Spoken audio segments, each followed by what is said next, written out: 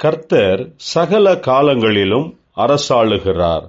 சீயோனே, உன் தேவன் தலைமுறை தலைமுறையாகவும் ராஜரீகம் பண்ணுகிறார். அல்லேலூயா. கர்த்தருக்குள் பிரியமானவர்களே, உங்கள் அனைவருக்கும் இனிய காலை வணக்கங்கள். இன்றைய வேத வசன தியானத்திற்கென்று நாம் தெரிந்தெடுத்திருக்கும் வேத பாகமானது நியாயாதிபதிகள் 2ஆம் அதிகாரம் 16ஆம் வசனம். கர்த்தர் நியாயாதிபதிகளை எழும்ப பண்ணினார்.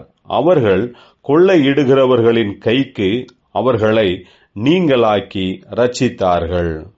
பிரியமானவர்களே, இன்றைய வேத தியானத்தின் தலைப்பு கர்த்தர் நியாயாதிபதிகளை எழும்ப பண்ணினார் என்பதே. தேவனாகிய கர்த்தர் வாக்குத்தத்தம் செய்து கொடுத்த தேசத்தில் கர்த்தருடைய ஜனங்கள் சமாதானம், சந்தோஷம் மற்றும் திருப்தியாக வாழ்ந்து வந்த நாட்களில் யோசுவாவினால் துரத்திவிடப்படாத ஜன கூட்டத்தார்கள் இருந்து வந்தார்கள். அந்த ஜனங்கள் யோசுவாவின் காலத்திற்கு பிறகு பெருங்கூட்டமாகி இஸ்ரவேல் ஜனங்களை கொடுமைப்படுத்த தொடங்கினார்கள்.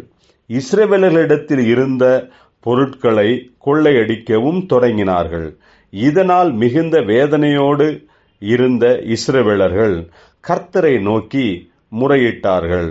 கர்த்தர் நியாயாதிபதிகளை எழும்ப பண்ணினார். அவர்கள் கொள்ளையிடுகிறவர்களின் கைக்கு அவர்களை நீங்களாக்கி ரட்சித்தார்கள். பிரியமானவர்களே, இந்த இஸ்ரவேலர்கள் கர்த்தர் செய்த அற்புதங்களை, உதவிகளை மறந்துவிட்டு கீழ்ப்படியாமல் கர்த்தருக்கு விரோதமாக கர்த்தரை விட்டு தூரமாக போனாலும் அவர்கள் மனவேதனையுடன் கஷ்டத்தில் இருக்கும்போது கர்த்தரை நோக்கி முறையிட்டார்கள்.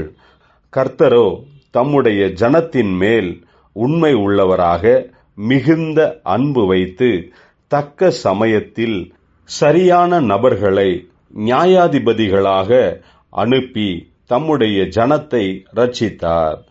கர்த்தர் நம்மேல் மிகவும் பிரியமுள்ளவராக தம்முடைய கிருபையினால் நம்மை மூடி மறைக்கிறார்.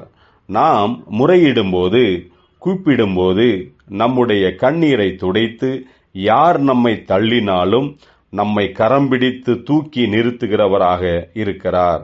தக்க சமயத்தில் சகாயம் பண்ணுகிறவராகவும் இருக்கிறார். இந்த தேவன் இன்றும் என்றும் நம்மை நடத்த வல்லவராயிருக்கிறார். அவரையே விசுவாசிப்போம். இன்றும் நம்முடைய வாழ்க்கையில் பெரிய அற்புதங்களை நடப்பிப்பார். ஜெபிப்போம்.